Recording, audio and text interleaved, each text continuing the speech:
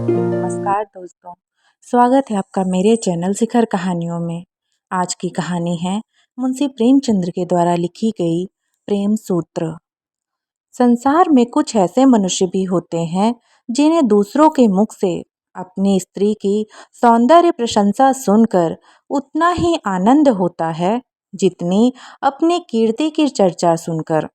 पश्चिमी सभ्यता के प्रसार के साथ ऐसे प्राणियों की संख्या बढ़ती ही जा रही है। पशुपतिनाथ वर्मा इन्हीं लोगों में से एक थे। जब लोग उनकी परम सुंदरी स्त्री की तारीफ करते हुए कहते, ओहो, कितनी अनुपम रूप राशि है, कितनी अलौकिक सौंदर्य है, तब वर्मा जी मारे खुशी और गर्व के फूल उठते थे। संध्या का समय था, मोटर तैयार खड़ी थी। वर्मा जी सैर करने जा रहे थे, किंतु प्रभा जाने को उत्सुक नहीं मालूम होती थी। वह एक कुर्सी पर बैठी हुई कोई उपन्यास पढ़ रही थी। वर्मा जी ने कहा, तुम तो अभी तक बैठी पढ़ रही हो, मेरा तो इस समय जाने को जी नहीं चाहता। नहीं प्रिय, इस समय तुम्हारा न चलना सितम हो जाएगा। मैं चाहता हूँ कि तुम्हारी इस मधुर छवि को घर से बाहर भी तो लोग देखें। जी नहीं, मुझे यह लालसा नहीं है।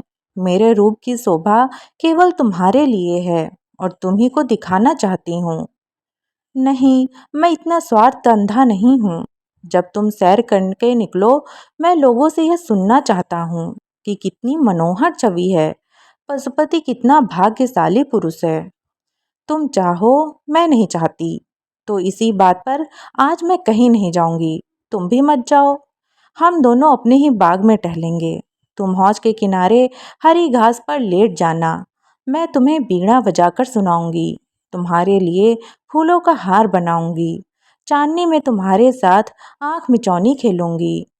नहीं नहीं प्रभा, आज हमें अवश्य चलना पड़ेगा। तुम कृष्णा से आज मिलने का वादा कराई हो। वह बैठी हमारा रास्ता देख रही होगी। हमारे ना जाने से उसे कितना दुख होगा। हाय, वही कृष्णा, बार बार वही कृष्णा। पति के मुख से नित्य यह नाम चिंगारी की भांति उड़कर प्रभा को जलाकर भस्म कर देता था। प्रभा को अब मालूम हुआ कि आज ये बाहर जाने के लिए क्यों इतने उत्सुक हैं। इसलिए आज इन्होंने मुझसे केसों को संवारने के लिए इतना आग्रह किया था। वह सारी तैयारियां उसी कुल्टा कृष्णा से मिलने के लिए थीं। उसने दृढ़ स्वर में कहा, तुम्हें जाना हो तो जाओ, मैं ना जाऊंगी। वर्मा जी ने कहा, अच्छी बात है, मैं ही चला जाऊंगा। पशुपति के जाने के बाद प्रभा को ऐसा जान पड़ा कि वह बाटिका उसे काटने दौड़ रही है। ईर्ष्या की ज्वाला से उसका कोमल शरीर हृदय भस्म होने लगा। वे वहां कृष्णा के साथ बैठे विहार कर रहे होंगे, उसी नागिन के से केस वाली कृष्णा के साथ, जिसकी आंखों में घातक विष भरा हुआ है। मर्दों की बुद्धि क्यों इतनी स्थूल होती है। इन्हें कृष्णा की चटक मटक ने क्यों इतना मोहित कर लिया है। उसके मुख से मेरे पैर का तलवा कहीं सुंदर है। हाँ, मैं एक बच्चे की माँ हूँ और वह नव यौवना है। जरा देखना चाहिए उनमें क्या बातें हो रही हैं। यह सोचकर वह अपनी सास के पास आकर बोली, अम्मा, इस समय अकेले जी घबराता है, चलिए कहीं घूम आवें। सासू बहू को प्राण देती थी, चलने पर राजी हो गई। गाड़ी तैयार करा के दोनों घूमने चलीं। प्रभा का श्रृंगार देखकर भ्रम हो सकता था कि वह बहुत प्रसन्न है, किंतु उसके अंतःस्थल में एक भीषण ज्वाला दहक रही थी। उसे छिपाने के लिए वह मीठे स्वर में एक गीत गाती जा रही थी। गाड़ी एक सुरम्य उपवन में उड़ी जा रही थी। सड़कें के दोनों ओर विशाल वृक्षों की सुखद छाया पड़ रही थी। गाड़ी की कीमती घोड़े गर्व से पूंछ और सिर उठाए टप टप करते जा रहे थे। आहा, वह सामने कृष्णा का बंगला आ गया, जिसके चारों ओर गुलाब की बेल लगी हुई थी। उसके फूल उस समय निर्दय कांटों की भांति प्रभा के हृदय में चुभने लगे। उसने उड़ती हुई निगाह से बंगले की ओर ताका। पशुपति का पता न था। हाँ, कृष्णा और उसकी बहन माया बगीचे में विचर रही थीं। गाड़ी बंगले के सामने से निकल ही चुकी थी कि दोनों बहनों ने प्रभा को पुकारा और एक क्षण में दोनों बालिकाएं हिरनियों की भांति उछलती कूदती फाटक की ओर दौड़ी। गाड़ी रुक गई। कृष्णा ने हंसकर सास से कहा, अम्मा जी, आज आप प्रभा को एक आध घंटे के लिए हमारे पास छोड़ जाइए। आप इधर से लौटें तब इन्हें लेते जाइएगा। यह कहकर दोनों ने प्रभा को गाड़ी से बाहर खींच लिया। सास कैसे इनकार करती। जब गाड़ी चली गई तब दोनों बहनों ने प्रभा को बगीचे में एक बेंच पर जा बिठाया। प्रभा को इन दोनों के साथ बातें करते हुए बड़ी झिझक हो रही थी। वह उनसे हंसकर बोलना चाहती थी, अपने किसी बात के मन का भाव प्रकट नहीं करना चाहती थी, किंतु हृदय उनसे खिंचा ही रहा। कृष्णा ने प्रभा की साड़ी पर एक तीव्र दृष्टि डालकर कहा, बहन, क्या यह साड़ी अभी ली है? इसका गुलाबी रंग तो तुम पर नहीं खिलता, कोई और रंग क्यों नहीं लिया? प्रभा, उनकी पसंद है, मैं क्या करती। दोनों बहनें ठहाका मारकर हंस पड़ी। फिर माया ने कहा, उन महाशय की रुचि का क्या कहना, सारी दुनिया से निराली है। अभी इधर से गए हैं, सिर पर से इससे भी अधिक लाल पगड़ी थी। सहसा पशुपत भी शहर से निकलता हुआ सामने से निकला। प्रभा को दोनों बहनों के साथ देखकर उसके जी में आया कि मोटर रोक ले। वह अकेले इन दोनों से मिलना शिष्टाचार के विरुद्ध समझता था, इसलिए वह प्रभा को अपने साथ लाना चाहता था। जाते समय वह बहुत साहस करने पर भी मोटर से ना उतर सका। प्रभा को वहां देखकर इस सुअवसर से लाभ उठाने की उसकी बड़ी इच्छा हुई, लेकिन दोनों बहनों की हाथ से ध्वनि सुनकर वह संकोच बस ना उतरा। थोड़ी देर तक तीनों रमणियां चुपचाप बैठी रहीं। तब कृष्णा बोली, पशुपत बाबू यहाँ आना चाहते हैं पर शर्म के मारे नहीं आए। मेरा विचार है कि संबंधियों को आपस में इतना संकोच न करना चाहिए। समाज का यह नियम कम से कम मुझे तो बुरा मालूम होता है। तुम्हारा क्या विचार है प्रभा? प्रभा ने व्यंग भाव से कहा, यह समाज का अन्याय है। प्रभा इस समय भूमि की ओर ताक रही थी, पर उसकी आंखों से ऐसा तिरस्कार निकला जा रहा था कि दोनों बहनों ने परिहास को लज्जा सूचक मौन में परिणत कर दिया। उसकी आंखों से एक चिंगारी सी निकली, जिसने दोनों युवतियों के आमोद प्रमोद को और उस कुवृत्ति को जला डाला जो प्रभा के पति परायण हृदय को बाणों से बेध रही थी। उस हृदय को जिसमें अपने पति के सिवा और किसी को जगह न थी। माया ने जब देखा कि प्रभा इस वक्त क्रोध से भरी बैठी है, तब बेंच से उठ खड़ी हुई और बोली, आओ बहन, जरा टहलें। यहाँ बैठे रहने से तो टहलना ही अच्छा है। प्रभा ज्यों की त्यों बैठी रही, पर वो दोनों बहनें बाग में टहलने लगी। उस वक्त प्रभा का ध्यान उन दोनों के वस्त्राभूषण की ओर गया। माया बंगाल की गुलाबी रेशमी की एक महीन साड़ी पहने हुए थी, जिसमें ना जाने कितने चुन्नटें पड़ी हुई थीं। उसके हाथ में एक रेशमी छतरी भी थी, जिसे उसने सूर्य की अमित किरणों से बचने के लिए खोल लिया था। कृष्णा के वस्त्र भी वैसे ही थे। हाँ, उसकी साड़ी पीले रंग की थी और उसके घूंघर वाले बाल साड़ी के नीचे से निकलकर माथे और गले पर लहरा रहे थे। प्रभा ने एक ही निगाह से ताड़ लिया कि इन दोनों युवतियों में किसी को अपने पति से प्रेम नहीं है। केवल आमोद लिप्सा के वशीभूत होकर यह स्वयं बदनाम होंगी और उसके सरल हृदय पति को भी बदनाम कर देंगी। उसने ठान लिया कि मैं अपने भ्रमर को इन विषाक्त पुष्पों से बचाऊंगी और चाहे जो कुछ हो उसे इनके ऊपर मंडराने न दूंगी, क्योंकि यहाँ केवल रूप और बास है, रस का नाम नहीं है। प्रभा अपने घर लौटते ही उस कमरे में गई। उसकी लड़की शांति अपनी दाई की गोद में खेल रही थी। अपनी नन्ही जीती जागती गुड़िया की सूरत देखते ही प्रभा की आंखें सजल हो गईं।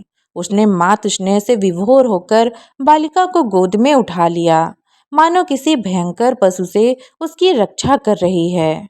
उस दुस्सह वेदना की दशा में उसके मुख से एक शब्द निकल गए, बच्ची, तेरे बाप को लोग तुझसे छीनना चाहते हैं। हाय, तू क्या अनाथ हो जाएगी। नहीं नहीं, अगर मेरा बस चलेगा तो मैं इन निर्मल हाथों से उन्हें बचाऊंगी। आज से प्रभा विषाद में भावनाओं में मग्न रहने लगी। आने वाली विपत्ति की कल्पना करके कभी कभी भायातुर होकर चिल्ला पड़ती। उसकी आंखों में उस विपत्ति की तस्वीर खिंच जाती जो उसकी ओर कदम बढ़ाए चली आती थी। पर उस बालिका की तोतली बातें और उसकी आंखों की निसंक ज्योति प्रभा के विकल हृदय को शांत कर देती। वह लड़की को गोद में उठा लेती और वह मधुर हास्य छवि जो बालिका के पतले पतले गुलाबी होठों पर खेलती होती प्रभा की सारी शंकाओं और बाधाओं को छिन्न भिन्न कर देती। उन विश्वासमय नेत्रों में आशा का प्रकाश उसे आश्वस्त कर देता। हाँ, अभागिनी प्रभा, तू क्या जानती है क्या होने वाला है। ग्रीष्मकाल की चांदनी रात थी। सप्तमी का चांद प्रकृति पर अपना मंद शीतल प्रकाश डाल रहा था। पशुपति मौलसिरी की एक डाली हाथ से पकड़े और तने से चिपटा हुआ माया के कमरे की ओर टकटकी लगाए ताक रहा था। कमरे का द्वार खुला हुआ था और शांत निशा में रेशमी साड़ियों की सरसराहट के साथ दो रमणियों की मधुर हास्य ध्वनि मिलकर पशुपति के कानों तक पहुँचते पहुँचते आकाश में विलीन हो जाती थीं। एकाएक दोनों बहनें कमरों से निकलीं और उसी ओर चलीं जहां पशुपति खड़ा था। जब दोनों उस वृक्ष के पास पहुंची तब पशुपति की परछाई देखकर कृष्णा चौंक पड़ी और बोली, हे बहन, यह क्या है। पशुपति वृक्ष से नीचे आकर सामने खड़े हो गए। कृष्णा उन्हें पहचान गई और कठोर स्वर में बोली, आप यहाँ क्या करते हैं, बतलाइए, यहाँ आपका क्या काम, बोलिए, जल्दी बोलिए। पशुपति की सिट्टी पिट्टी गुम हो गई। इस अवसर के लिए उसने जो प्रेम वाक्य रटे थे वे सब विस्मृत हो गए। संशय होकर बोला, कुछ नहीं प्रिय, आज संध्या समय जब मैं आपके मकान के सामने से आ रहा था तब मैंने आपको अपनी बहन से कहते सुना कि आज रात को आप इस वृक्ष के नीचे बैठकर चांदनी का आनंद उठाएंगी। मैं भी आपसे कुछ कहने के लिए, आपके चरणों पर अपना समर्पित करने के लिए। यह सुनते ही कृष्णा की आंखों से चंचल ज्वाला सी निकली और उसके होठों पर व्यंग्यपूर्ण हास्य की झलक दिखाई दी। बोली, महाशय, आप तो आज एक विचित्र अभिनय करने लगे। कृपा करके पैरों पर से उठिए और जो कुछ कहना चाहते हो जल्दी कह डालिए और जितने आंसू गिराने हो 1 सेकंड में गिरा दीजिए। मैं रुक रुक कर और घिघिया घिघिया कर बातें करने वालों को पसंद नहीं करती।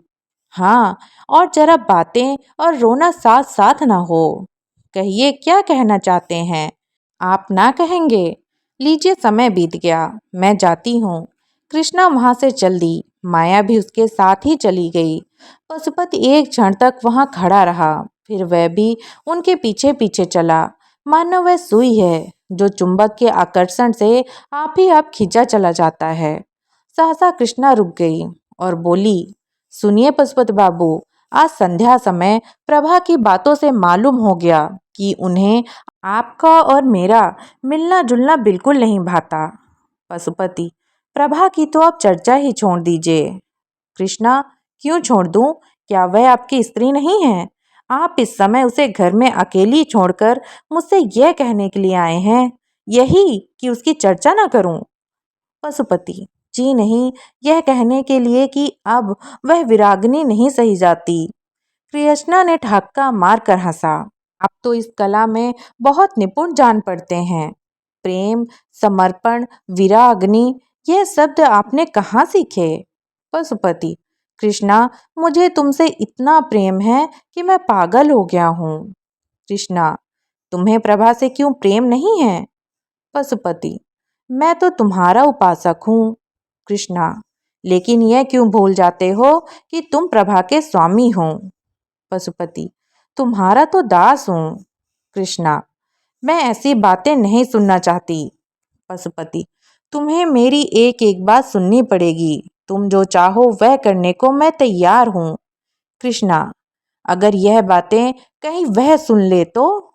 पशुपति, सुन ले तो सुन ले, मैं हर बार के लिए तैयार हूँ। मैं फिर भी कहता हूँ कि अगर तुम्हारी मुझ पर कृपा दृष्टि ना हुई तो मैं मर ही जाऊंगा। कृष्णा, तुम्हें यह बात करते समय अपनी पत्नी का ध्यान नहीं आता? पशुपति, मैं उसका पति नहीं होना चाहता। मैं तो तुम्हारा दास होने के लिए बनाया गया हूँ। वह सुगंध जो इस समय तुम्हारी गुलाबी साड़ी से निकल रही है, मेरी जान है। तुम्हारे ये छोटे छोटे पाँव मेरे प्राण हैं। तुम्हारी हंसी, तुम्हारी छवि, तुम्हारा एक एक अंग मेरे प्राण हैं। मैं केवल तुम्हारे लिए पैदा हुआ हूँ। कृष्णा, भाई, अब तो सुनते सुनते कान भर गए। यह व्याख्यान और यह गद्य वाक्य सुनने के लिए मेरे पास समय नहीं है। आओ माया, मुझे तो सर्दी लग रही है, चलकर अंदर बैठें। यह निष्ठुर शब्द सुनकर पशुपति की आंखों के सामने अंधेरा छा गया, मगर अब भी उसका मन यही चाहता था कि कृष्णा के पैरों पर गिर पड़े और इससे भी करुण शब्दों में अपनी प्रेम कथा सुनाए। किंतु दोनों बहनें इतनी देर में अपने कमरे में पहुंच चुकी थीं और द्वार बंद कर लिया था। पशुपति के लिए निराश घर लौट आने के सिवा और कोई चारा न रह गया। कृष्णा अपने कमरे में जाकर थकी हुई सी कुर्सी पर बैठ गई और सोचने लगी, कहीं प्रभा सुन ले तो बात का बतंगड़ हो जाए। सारे शहर में इसकी चर्चा होने लगे और हमें कहीं मुंह दिखाने की जगह न रहे। और यह सब एक जरा सी दिल लगी के कारण। पर पशुपति का प्रेम सच्चा है, इसमें संदेह नहीं। वह जो कुछ कहता है अंतःकरण से कहता है। अगर मैं इस वक्त जरा सा संकेत कर दूं तो वह प्रभा को भी छोड़ देगा। अपने आपे में नहीं है। जो कुछ कहूँ वह करने को तैयार है। लेकिन नहीं प्रभा, डरो नहीं। मैं तुम्हारा सर्वनाश न करूंगी। तुम मुझसे बहुत नीचे हो। यह मेरे अनुपम सौंदर्य के लिए गौरव की बात नहीं कि मैं तुम जैसे रूप विहीना से बाजी मार ले जाऊं। अभागे पशुपति, तुम्हारे भाग्य में जो कुछ लिखा था वह हो चुका। तुम्हारे ऊपर मुझे दया आती है, पर क्या किया जाए। एक खत पहले हाथ पड़ चुका था। यह दूसरा पत्र था जो प्रभा को पति देव की कोट के जेब में मिला। कैसा पत्र था! इसे पढ़ते ही प्रभा की देह में एक ज्वाला सी उठने लगी। तो यूं कहिए कि ये अब कृष्णा के हो चुके। अब इसमें कोई संदेह नहीं रहा। अब मेरे जीने को धिक्कार है। जब जीवन में कोई सुख ही नहीं रहा तो क्यों ना इस बोझ को उतार कर फेंक दूं। वही पशुपति जिसे कविता से लेस मात्र भी रुचि न थी, अब कवि हो गया था और कृष्णा को छंदों में पत्र लिखता था। प्रभा ने अपने स्वामी को उधर से हटाने के लिए वह सब कुछ किया जो उससे हो सकता था।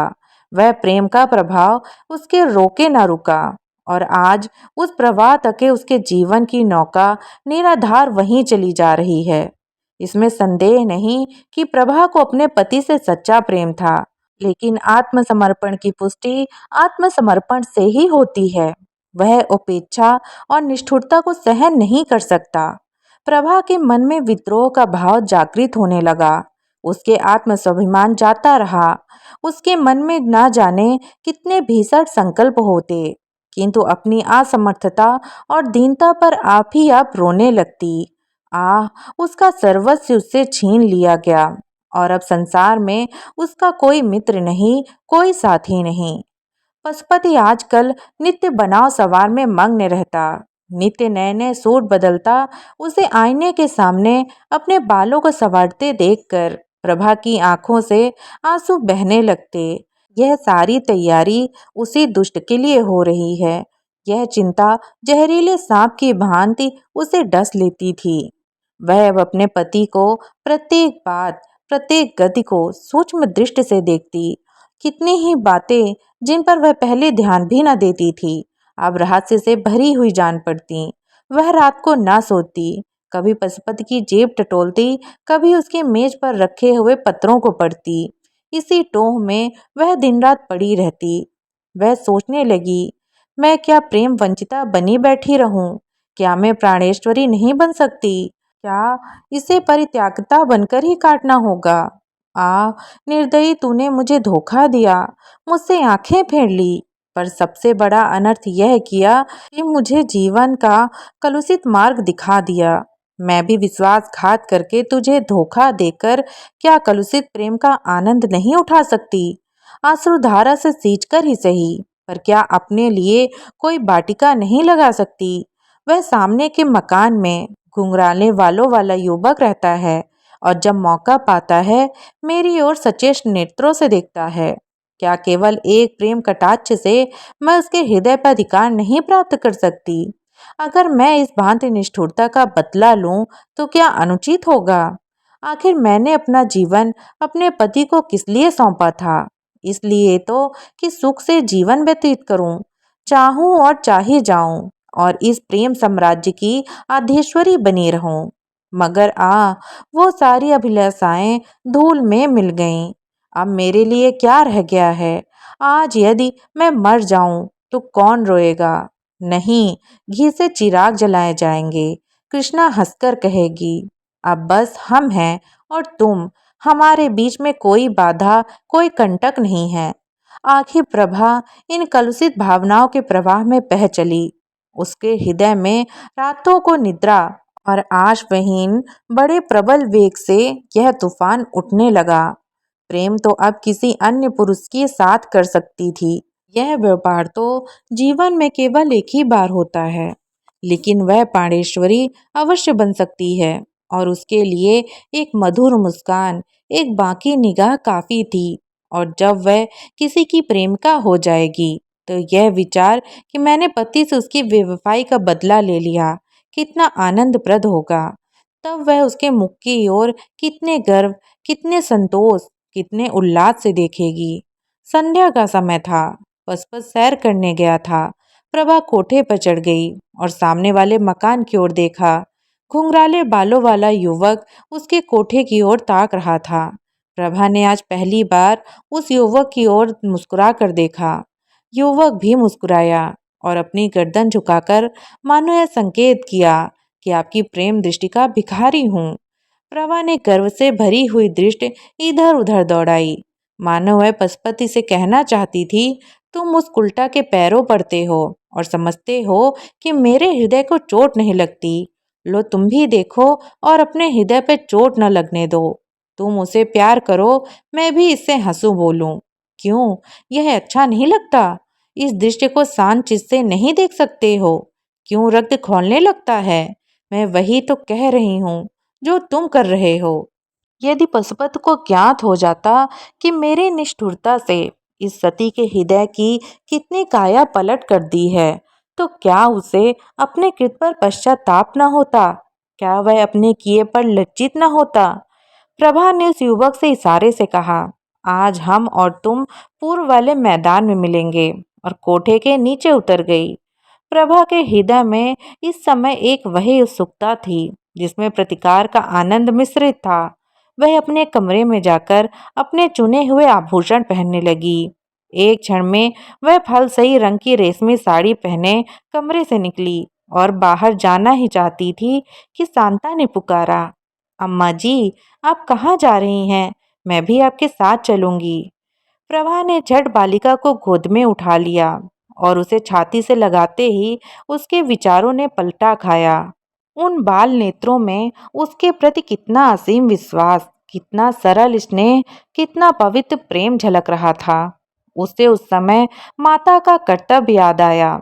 क्या उसकी प्रेमाकांक्षा उसके वात्सल्य भाव को कुचल देगी? क्या वह प्रतिकार की प्रबल इच्छा पर अपने मातृ कर्तव्य को बलिदान कर देगी? क्या वह अपने क्षणिक सुख के लिए उस बालिका का भविष्य, उसका जीवन धूल में मिला देगी? प्रभा की आंखों से आंसू की दो बूंदें गिर पड़ी। उसने कहा, नहीं, कदापि नहीं। मैं अपनी प्यारी बच्ची के लिए सब कुछ सह सकती हूँ। 1 महीना गुजर गया। प्रभा अपनी चिंताओं को भूल जाने की चेष्टा करती थी, पर पशुपति नित्य किसी न किसी बहाने से कृष्णा की चर्चा किया करता। कभी कभी हंसकर कहता, प्रभा, अगर तुम्हारी अनुमति हो तो मैं कृष्णा से विवाह कर लूं। प्रभा इसके जवाब में रोने के सिवा और क्या कर सकती थी। आखिर एक दिन पशुपति ने उसे विनयपूर्ण शब्दों में कहा, क्या कहूँ प्रभा, उस रमणी की छवि मेरे आंखों से नहीं उतरती। उसने मुझे कहीं का नहीं रखा। यह कहकर उसने कई बार अपना माथा ठोका। प्रभा का हृदय करुणा से द्रवित हो गया। उसकी दशा उस रोगी की सी थी जो यह जानता हो कि मौत उसके सिर पर खेल रही है, फिर भी उसकी जीवन लालसा दिन दिन बढ़ती जाती हो। प्रभा इन सारी बातों पर भी अपने पति से प्रेम करती थी और स्त्री सुलभ स्वभाव के अनुसार कोई बहाना खोजती थी कि उसके अपराधों को भूल जाए और उसे क्षमा कर दे। एक दिन पशुपति बड़ी रात के घर आया और रात भर नींद में कृष्णा कृष्णा कहकर बर्राता रहा। प्रभा ने अपने प्रियतम का यह आर्तनाद सुना और सारी रात चुपके चुपके रोई। प्रातःकाल वह पशुपति के लिए दूध का प्याला लिए खड़ी थी। वह उसके पैरों पर गिर पड़ा और बोला, प्रभा, मेरी तुमसे एक विनय है, तुम ही मेरी रक्षा कर सकती हो। नहीं, मैं मर जाऊंगा। मैं जानता हूँ कि यह सुनकर तुम्हें बहुत कष्ट होगा, लेकिन मुझ पर दया करो, मैं तुम्हारी इस कृपा को कभी न भूलूंगा। मुझ पर दया करो। प्रभा कांपने लगी। पशुपति क्या कहना चाहता है, यह उसका दिल साफ बता रहा था। फिर भी वह भयभीत होकर पीछे हट गई और दूध का प्याला मेज पर रखकर अपने पीले मुख को कांपते हुए हाथों से छिपा लिया। पशुपति ने फिर भी सब कुछ ही कह डाला।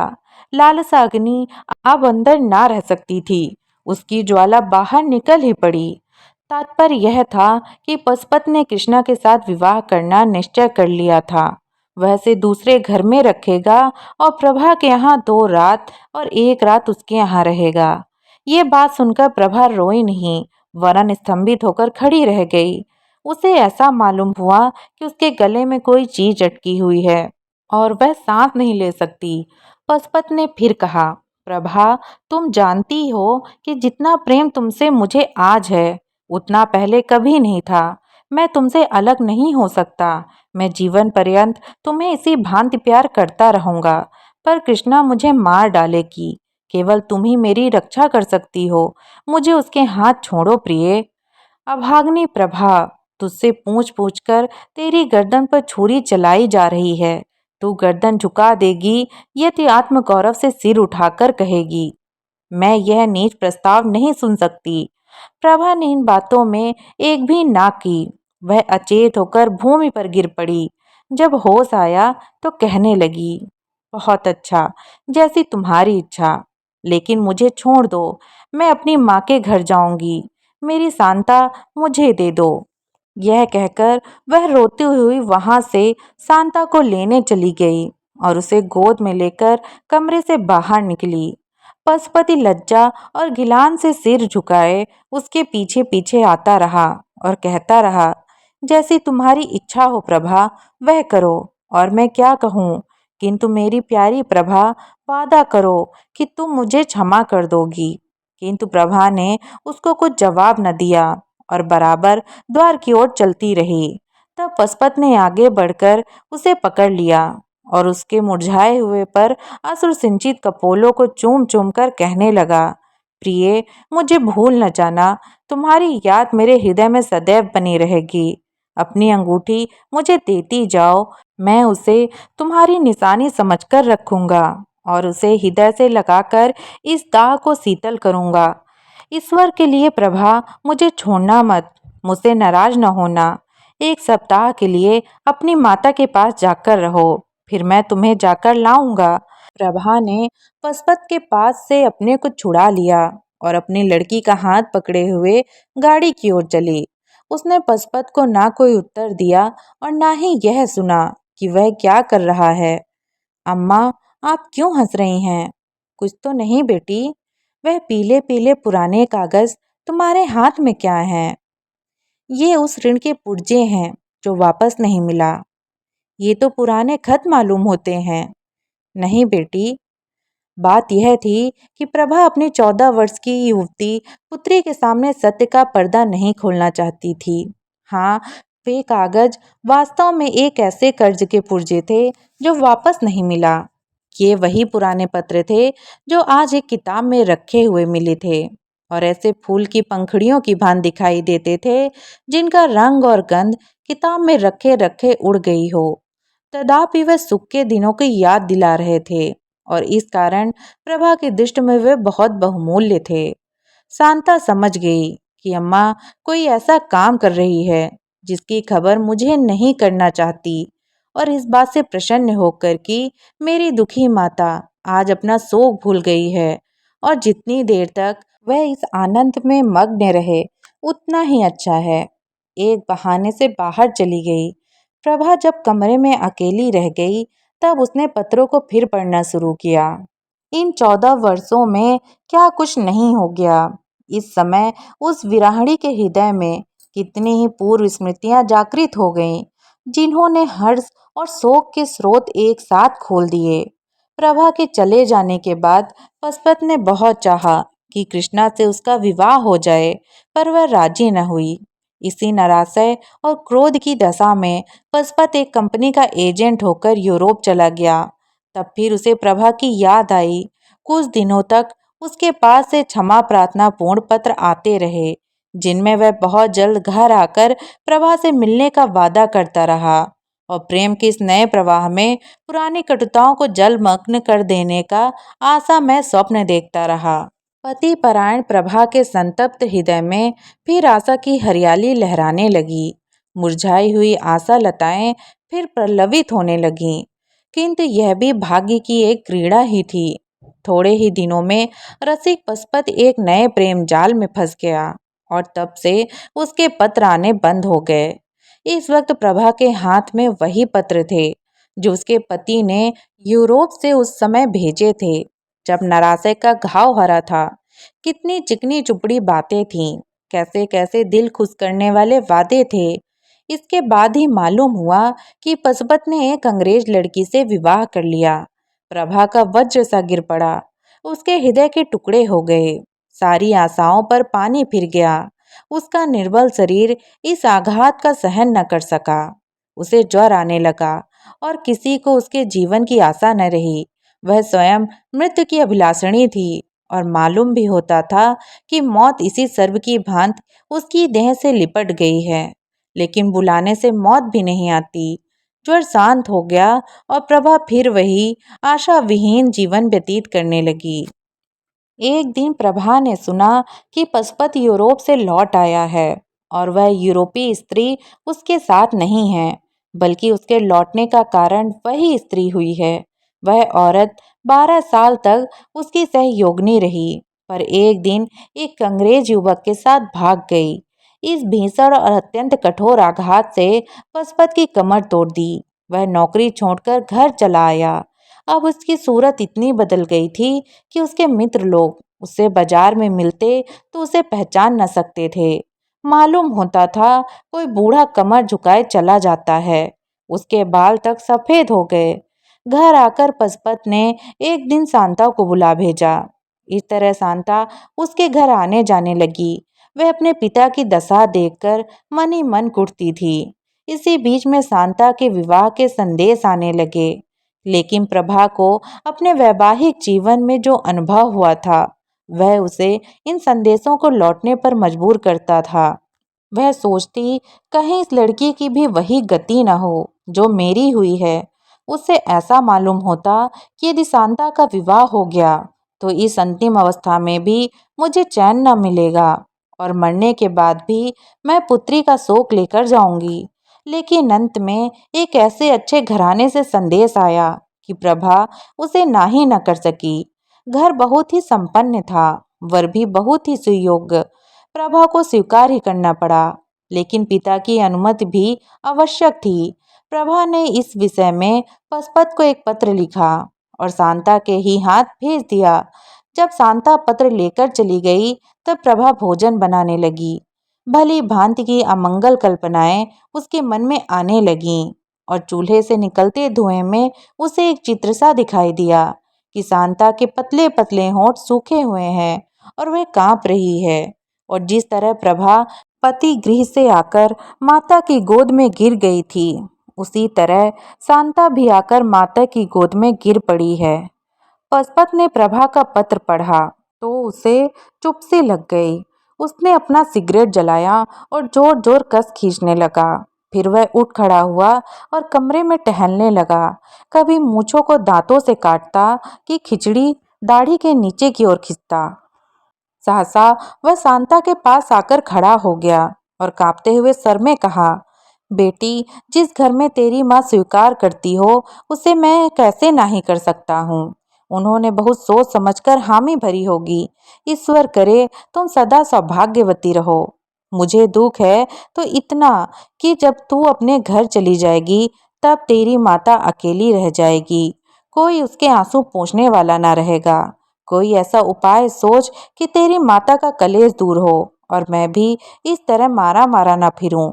ऐसा उपाय तू ही निकाल सकती है। संभव है, लज्जा और संकोच के कारण मैं अपने हृदय की बात तुझसे कभी न कह सकता। लेकिन अब तू जा रही है और मुझे संकोच का त्याग करने के सिवा कोई उपाय नहीं।